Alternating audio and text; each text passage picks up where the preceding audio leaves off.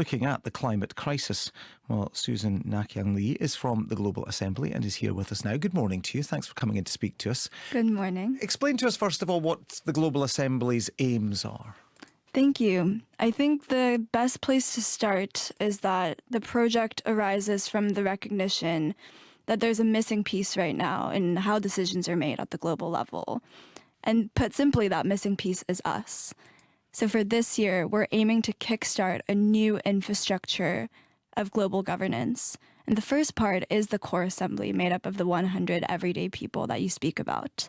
And these members are selected not by election or self-selection, but by a process of lottery. They're selected through a global location lottery, which means that anyone on Earth can be selected. And these everyday people form a snapshot of the global population. And are these people who've put themselves forward, are they intrinsically interested in the subject matter?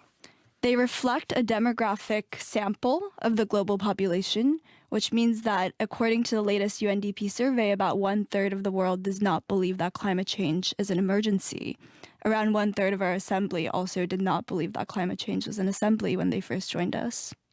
So does that make your job more difficult then? Are you having to spend time convincing people of the need to be there? I think it was quite important to us that we have a truly representative snapshot of what the human family looks like. And it's out of that diversity that comes the strength of the assembly.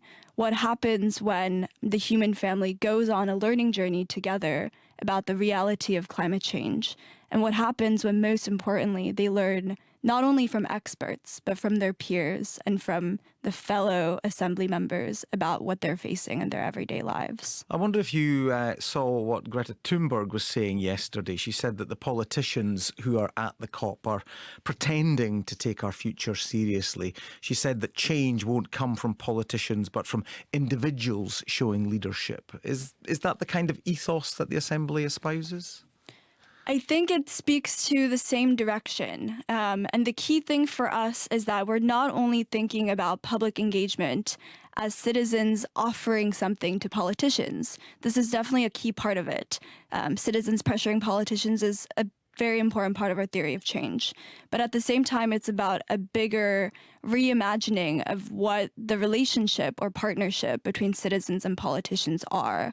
And for us, our assembly members aren't just creating their declaration, which they released for the first time yesterday, for politicians, but they're really working as colleagues of world leaders, providing an alternative vision of what the future of the world could look like.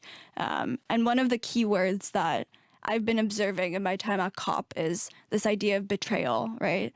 And as a 20-year-old from Korea, I've personally felt this on many occasions. But we can't make anything out of betrayal unless there's an invitation to a better alternative. And I think the Global Assembly is exactly this. And can I ask personally where you came from in terms of your views on the global climate crisis? Yeah, so I'm originally from Seoul, South Korea, and the biggest way in which I felt climate change, even before I understood what it was when I was younger, was actually through microparticle pollution. Growing up, masks were part of my school supply. You know, before I went to school, it was just routine to check what the microparticle pollution was going to be that day. And if it's bad, then my mom tucks in a mask in my backpack.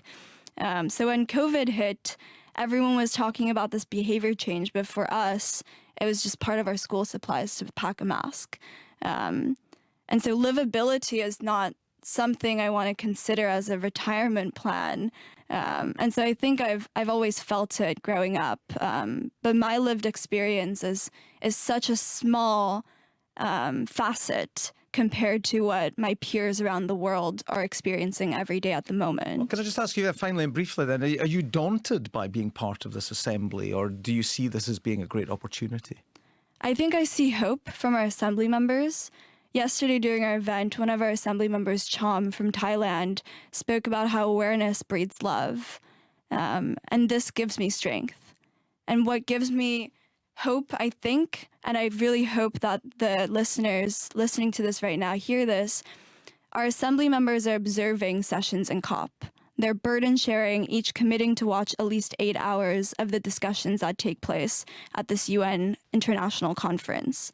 And I want them to walk away from this COP experience feeling that the sessions they observe, the world leaders' conversations they tune into, are reflective of the discussions and the hope that's being shared amongst them. And I want everyone listening to know that our Assembly members are watching COP. Well, thank you very much indeed for coming in to tell us about it, Susan Nakyung Lee, who is with the Global Assembly.